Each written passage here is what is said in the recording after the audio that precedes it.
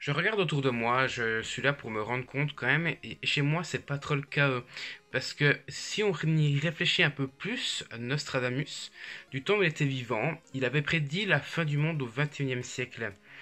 Et effectivement, Nostradamus avait raison.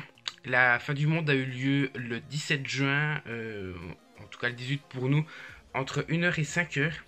Et mon Dieu, qu'est-ce que ça fait mal.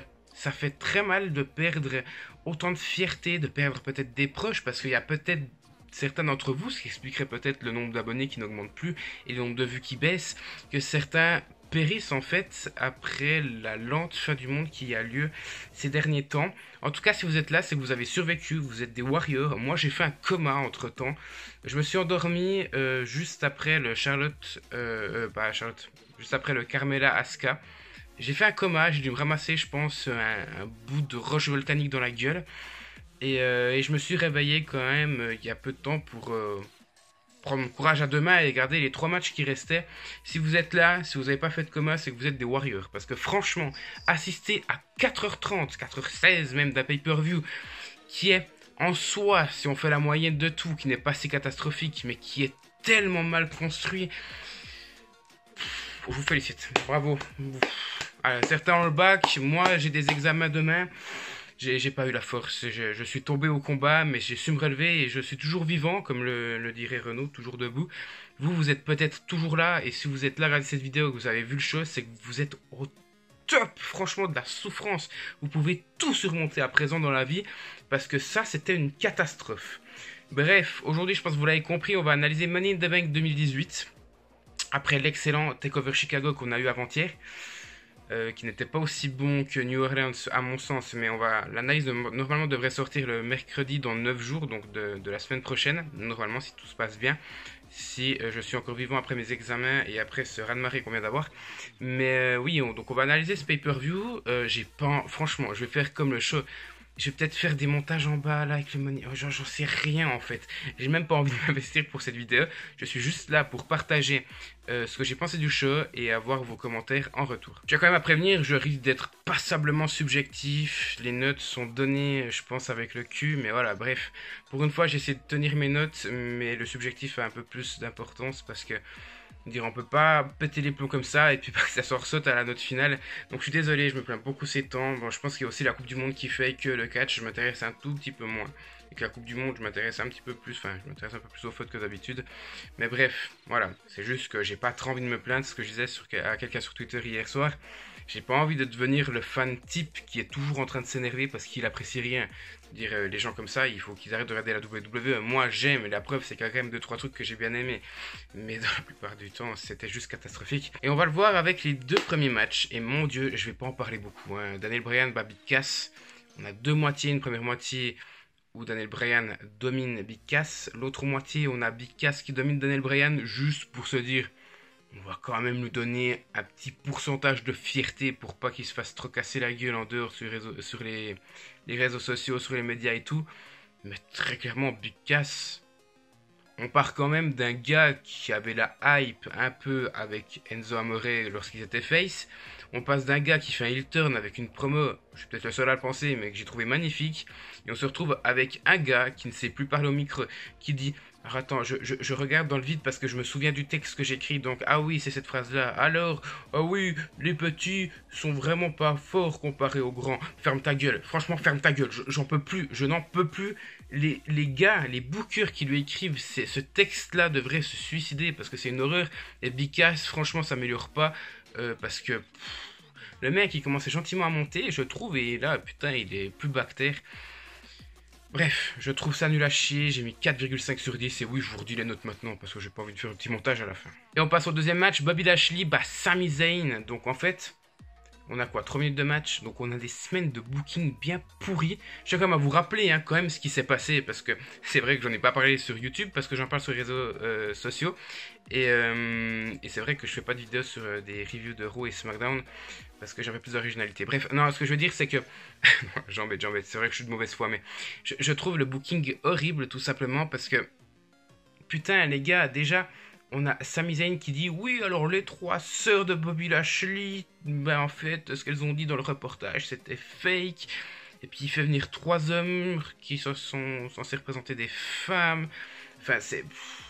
Oh, mais après Bobby Lashley qui vient leur péter la gueule gentiment avec le balai, mais c'est déjà d'un cliché, mais d'un cliché.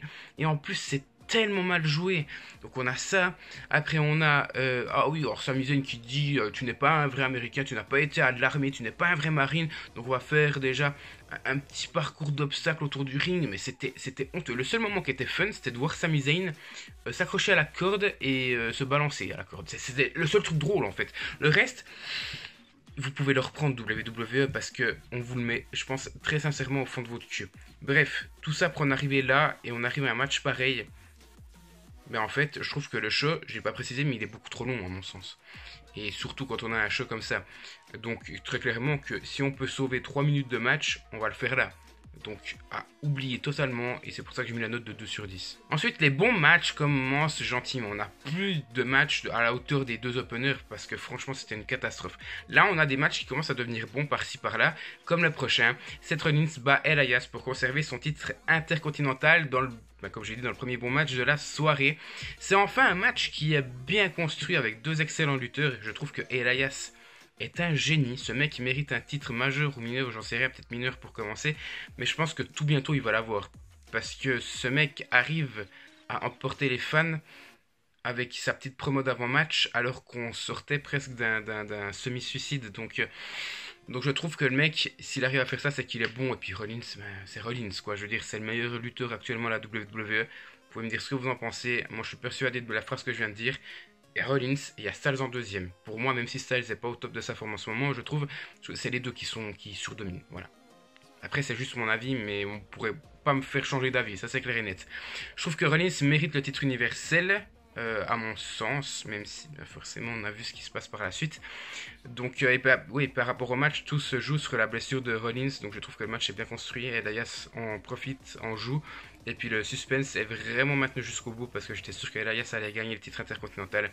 C'est un bon match, et c'est pour ça que j'ai mis la note de 8,5 sur 10. Ensuite, 4ème match, Alexa Bliss bat Natalya, Sasha Banks, Naomi Ember Moon, Charlotte Flair, Becky Lynch et Lana, dans un, je trouve, très bon Money in the Bank ladder match féminin qui est rempli de spots. Je trouve que je me souviendrai plus de ce show-là, enfin de ce match-là, que des 2 matchs qu'on a eu l'année passée.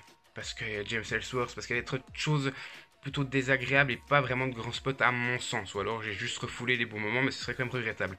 Par contre, le côté que je trouve négatif dans ce match-là, c'est que à l'inverse du match masculin, c'est qu'on a quasiment que des 1 contre 1 sur le ring. Et je trouve ça dommage. On a au bout d'un moment Sasha Banks qui est en haut de l'échelle et qui va tomber sur 2 à l'extérieur, je sais même plus qui c'est. Mais c'est pas assez. On a quasiment que des 1 contre 1. Et ça me dérange en fait. Je trouve que ça me dérange. On a le moment aussi à la fin où toutes les lutteuses montent sur les 2 échelles. Mais c'est pas suffisant à mon sens. Ça devrait être fait depuis le début comme le match masculin. Après c'est mon avis. Maintenant je suis assez satisfait du match. Mais qu'est-ce que c'est que ce résultat ? Je sais pas, pour les gens qui suivent la WWE depuis un petit bout de temps, vous avez certainement souvenir du terme Money in the Bank qui était décrit comme c'est une opportunité pour ceux qui ne sont pas et qui n'ont jamais été champions. Après, on a eu le Money in the Bank All-Star. Ça a changé parce que c'était des anciens champions. Enfin, il y avait des champions dedans. Il y avait le Money in the Bank de Raw avec les 5 là, où John Cena avait remporté le. Je crois que c'était le titre, ou je sais plus, mais je sais qu'il y avait 5 champions parce qu'il ne pouvait pas en mettre plus. Le Miz avait fait son retour à ce moment-là. Et à partir de là, c'est parti en couille, je trouve. Parce que maintenant, les champions peuvent regagner une mallette. Alors, 1 fois champion, 2 fois champion, je veux bien, mais là, c'est Bliss. Bliss, Charlotte et Sasha Banks ne devaient pas gagner la mallette, à mon sens. Et encore plus Bliss, même si je l'adore, même si son règne est merdique et que je l'adore, enfin, ses règnes étaient merdiques, je sais pas en fait. Je trouve que c'est se foutre un peu de la gueule du monde. Elle a perdu son titre à WrestleMania. Et on lui donne la mallette. Bref, je vais pas en parler plus là. Il y aura la suite plus tard dans le show. J'en parlerai là. Si on regarde le match et que j'analyse pas le résultat, je trouve que c'est plutôt bon. Et c'est pour ça que j'ai mis la note de 9 sur 10. Et là, mon Dieu, j'ai mis une bonne note pour ce match-là alors qu'il était détestable. Bref, Roman Reigns bat Jinder Mahal. Et je vais pas en dire plus en fait. C'est un booking détestable pour Roman Reigns. Je pense que la WWE devrait comprendre en fait, on n'est pas dans un film porno. On a quand même clairement l'impression que eux, c'est les réalisateurs d'un très mauvais film porno des années 70, en plus français, et que nous, on est juste les acteurs et qui nous disent quoi faire et nous disent, allez, prenez Roman Reigns et foutez-le bien au fond de votre gorge, quoi. Ouais, sauf que là, on en a marre, en fait. On en a marre. Je veux dire, même, on peut pas subir ce genre de choses toute notre vie parce que Roman Reigns, on sait que c'est un bon lutteur. Là, je vais me faire péter la gueule, mais on sait que c'est un bon lutteur. On l'a vu il y a 2 ans contre AJ Styles.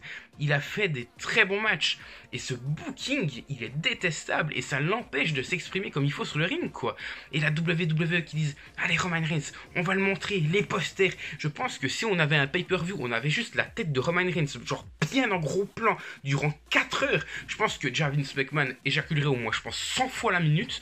Et puis je pense que ça, il dirait, mais ça suffit, on a Roman Reigns, je trouve que le show était plutôt bon. À ce moment-là, à 8 minutes 30, il a cligné de l'œil droit 2 fois dans 3 secondes, quoi.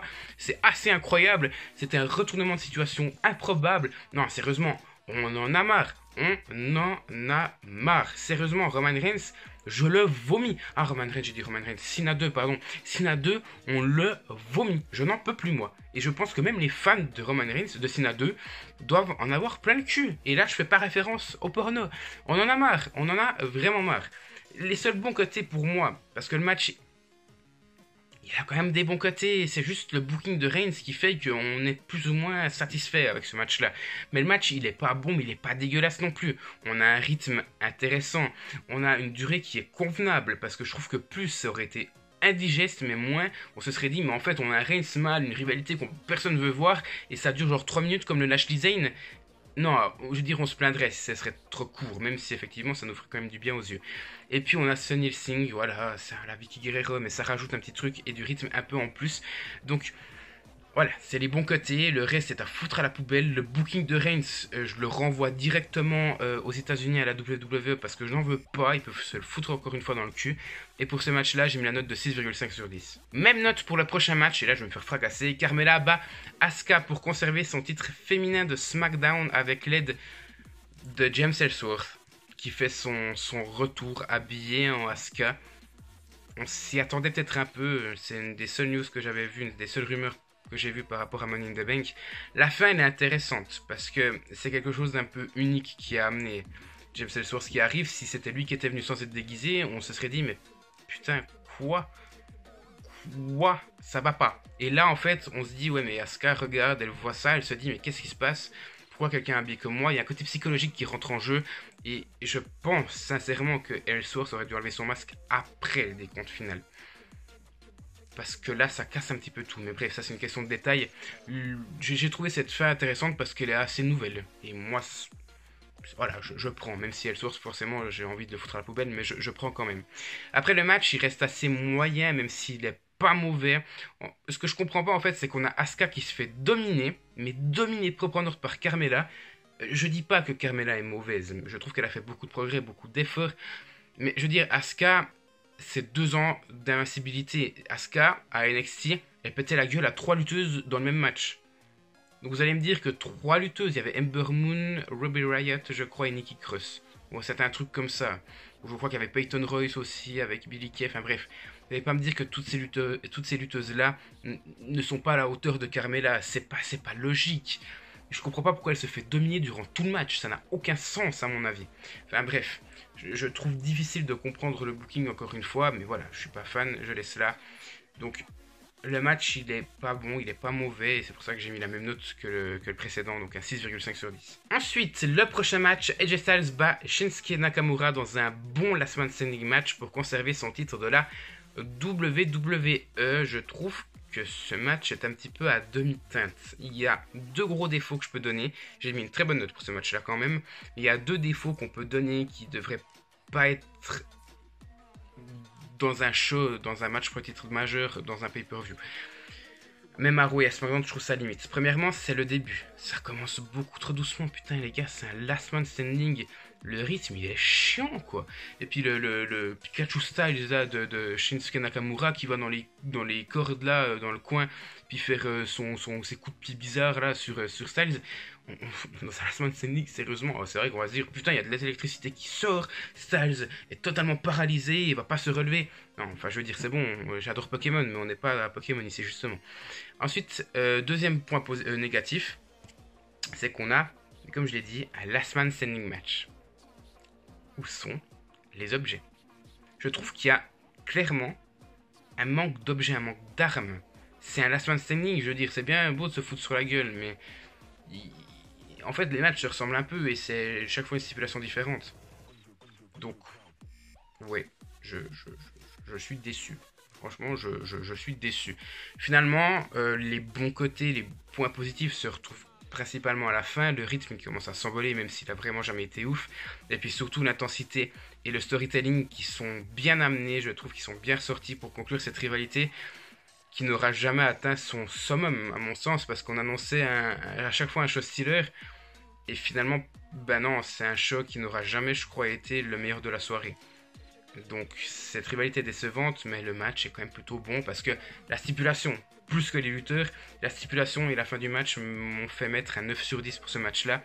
Mon interrogation maintenant, c'est que va-t-il arriver à Nakamura? Huitième match, Ronda Rousey bat Nia Jax par disqualification après que Alexa Bliss vienne attaquer Rousey qui portait sa soumission sur Jax qui allait tantôt abandonné à mon sens, et Bliss va se débarrasser ensuite de Rousey et va cacher sur Jax victorieusement donc pour devenir la nouvelle championne féminine de Raw.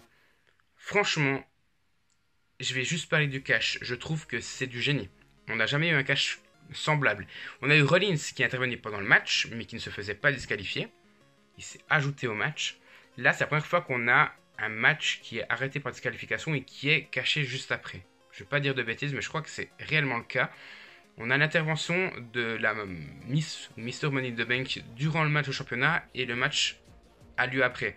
On avait eu Rollins qui avait failli faire ça, je crois, à Night of Champions 2014, lorsqu'il avait interrompu le Cena Lesnar. Mais sinon, il n'avait pas caché, quoi. Sinon, c'est la première fois que ça arrive. Et puis, Bliss n'arrive pas sur son thème. Donc, ça aurait pu enlever quelque chose, mais elle arrive vraiment sur le ring. On la voit pas arriver. C'est vraiment le côté surprenant qui est là. Et je trouve que ça va vraiment avec le match. Et j'ai trouvé ça vraiment du génie. Mais ici, je vais pas noter le cash, mais je vais noter le match. Et le match, il est intéressant. En tout cas, du moins, la confrontation sur le papier, elle est intéressante. Après, in-ring, c'est pas tout à fait ça. Ça allait encore, mais c'est pas tout à fait ça. Je trouve que la confrontation, elle est intéressante parce qu'on a d'un côté Nia Jax qui est la championne depuis très longtemps et qui fait, enfin la championne depuis 3 mois mais qui est là depuis un bon moment, et Ronda Rousey qui est une excellente athlète mais qui fait son premier match à la WWE et qui est largement plus fine, on va dire, plus svelte que Nia Jax. Et je trouve que ce côté-là, il a été bien exploité, mais le match, il est beaucoup trop court pour que ce soit vraiment au top. J'aurais aimé 5 minutes de plus, avec plus de confrontation, avec plus d'échanges de domination, un peu du ping-pong. Et à mon sens, on aurait pu avoir un très bon match. Moi, ce que je vais retenir, c'est que Rousey, elle a reçu vraiment ses vrais premiers coups en 1 contre 1 dans ce match-là. Parce que Stephanie McMahon, voilà, enfin, je veux dire, à WrestleMania, c'est des vrais coups, mais voilà, je veux dire, elle a eu le temps de se reposer entre, déjà parce que c'était un tag team match. Et en plus, parce que c'est Stephanie McMahon et que les coups, voilà, c'est pas Nia Jax, quoi. Et l'autre côté qu'on peut retenir, c'est que Rousey, même si elle n'a pas le titre, elle a quand même remporté son match sur la disqualification. Donc, ce match, il était intéressant. J'en attendais clairement plus quand même. C'est pour ça que j'ai mis la note de 7 sur 10. Et enfin, le main event. Strowman bat Kevin Owens, Finn Balor, Rude, le Miz, Rusev, Samoa Joe, et j'en ai oublié un parce que j'ai mis 2 fois Owens, pour gagner la mallette masculine. Alors là, j'ai pas mis de note parce que j'ai vu ce match-là, je l'ai fini il y a peut-être 20 minutes, 20-25 minutes. Et vous vous souvenez ce que j'ai dit? La mallette, elle est faite pour être remportée pour des gens qui n'ont jamais été champions. Donc vous allez me dire, mais Jordan, tu peux pas te plaindre ici. Strowman, il a eu un titre à la WWE, mais il a jamais eu de titre solo. Ouais, mais il faut pas détourner ce que je dis. Strowman, il a pas besoin de la mallette. Vous êtes sérieux? Strowman?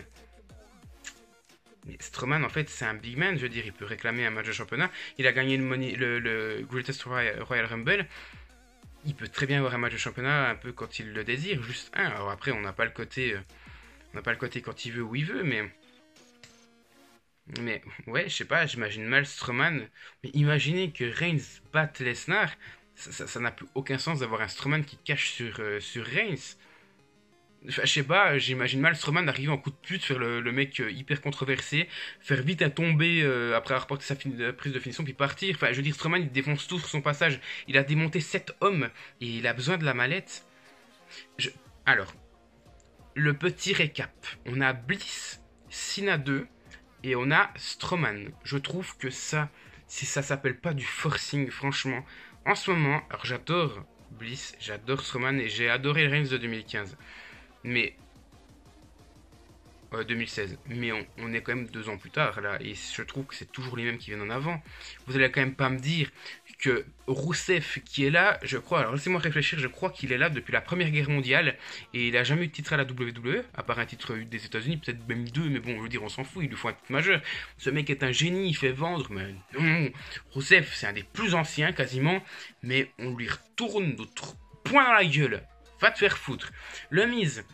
Oh, mais le Miz, vous allez me dire, oui, faut faire un petit peu tourner, puis il a déjà été champion. Les gars, il a été champion en 2011. Ça fait 7 ans qu'on nous dit qu'il va redevenir champion. Ça fait même... Mais ça fait quoi? C'était déjà en 2011 ou c'était en 2012 où on avait eu la finale pour le titre de la WWE avec Rey Mysterio, et c'était Rey Mysterio qui avait gagné, qui avait perdu le titre la même soirée contre, bah tiens, quelqu'un qui n'avait jamais gagné le titre, c'était Cena. Bref, je trouve que le Miz, malgré le fait de tous ses titres intercontinentaux, mériterait d'avoir de nouveau un titre majeur parce que ça fait 7 ans qu'il l'attend et il fait du très bon taf et il vend très bien la fédération à côté du ring, à côté de son boulot. Je trouve que Miz devrait avoir le titre. On a quoi ensuite? C'est vrai qu'on n'a pas beaucoup de lutteurs, hein. On a Kevin Owens, ouais, il a eu un titre universel, vraiment, il s'est fait péter la gueule ces dernières semaines, je crois que ce serait une juste récompense. On a Balor, ah oui Balor, putain excusez-moi, il a eu un titre majeur pendant 24 heures. Ensuite, il n'a jamais eu de rematch. Ensuite, on a quoi? On a Samoa Joe. Samoa Joe, qui je le rappelle, est venu de la TNA parce que c'était un main eventer, et aujourd'hui, qu'est-ce qu'il a fait à part blesser Rollins? Et c'est encore, c'était pas de sa faute, mais on lui a jamais donné de spot. Ah si, Great Balls of Fire. On peut zapper, on est d'accord, on peut zapper ce match de merde. Ensuite, on a qui? On a Bobby Roode. Bobby Roode, c'est pareil, il vient de la TNA, c'est un main eventer. Il était un heel magistral à NXT. Et là, Quoi? Il est juste chiant en fait là. Un petit heel turn, une petite mallette avec un heel turn, ce serait beaucoup mieux. Et ce que j'ai pas dit, c'est Kofi Kingston. Putain, Kofi Kingston, lui, il est encore plus longtemps à la WWE que Rousseff. Lui, c'est pas la Première Guerre mondiale, c'est la révolution industrielle. Lui, c'est la découverte de l'Amérique, il l'a vécu en étant à la WWE. Mais non, on lui donne même pas un petit spot intéressant. Moi je me dis c'est Kofi Kingston qui va arriver, il y aura Biggie qui va l'empêcher de prendre la mallette et faire un heel turn. Mais non, il est là pour le côté spectaculaire, mais sinon tu continues à faire ton jobber comme Sami Zayn. Bref, j'avais juste envie de dire ça, le match il est correct, j'ai mis 9,5 sur 10 parce que ça part dans tous les sens. On a la chute de Owens de l'échelle à cause de Strowman, on a les gens, enfin tous les lutteurs qui s'acharnent sur Strowman au début de match et qui l'enterrent sous des échelles. On a le double foot stomp, le coup de grâce de Finn Balor sur Bobby Roode depuis le haut de l'échelle. On a pas mal de bons spots. Le match en soi, il est intéressant et c'est pour ça que j'ai mis 9,5 sur 10. Mais Strowman, franchement, c'était peut-être le seul qu'il fallait pas faire gagner dans ce match-là parce que même s'il a besoin d'un titre majeur, il avait pas besoin de la mallette. Et finalement, qu'est-ce qu'on fait? On lui donne la mallette. Et je me demande d'ailleurs si c'était pas Bliss et Strowman qui avaient gagné le Mixed Tag Team Challenge match. Je sais plus si c'était eux ou si c'était Asuka ou Miz. En tout cas, si c'est Asuka, si c'est Bliss et Strowman, putain, qu'est-ce qui nous l'enfonce bien profond dans la gorge. Bref, merci d'avoir suivi cette vidéo. La note finale, elle est de 6,94 sur 10. Donc voilà, ça n'atteint pas les 7, mais c'est pas non plus catastrophique parce que Dieu sait qu'il y en a qui n'ont pas atteint les 6, donc ça va plutôt bien. N'hésitez pas à me dire ce que vous en pensez dans les commentaires. Moi, je pense que je vais aller dormir là parce que j'en peux vraiment plus. J'ai fait mon coma, j'ai dormi 3 heures, mais même là... jusque-là, hein, de la WWE, je vous le cache pas. J'espère que les weekly, ça va aller beaucoup mieux durant les prochaines semaines parce que jusqu'à maintenant, c'était une catastrophe. SummerSlam approche à grands pas, donc faites des bonnes rivalités. Ne mettez pas Reigns Lesnar encore une fois parce que je vais faire un massacre, je pense. Mettez Lesnar aussi dans le show. Parce que c'est bien beau d'avoir une mallette pour le titre universel, c'est bien beau de la mettre à Raw, mais s'il n'y a jamais le champion, c'est pas logique. Le lutteur de SmackDown aurait dû gagner. Bref. C'est tout ce que j'avais à dire, n'hésitez pas à me dire ce que vous en pensez dans les commentaires. Je suis désolé de m'être plaint, je suis désolé d'être subjectif, mais putain, qu'est-ce que c'était mauvais, qu'est-ce que je me suis fait chier, et qu'est-ce que j'aurais dû faire autre chose, genre une partie de marelle, je suis sûr que je me serais plus amusé. Bref, merci à tous d'avoir suivi cette vidéo, et à tout bientôt pour la suite de la chaîne.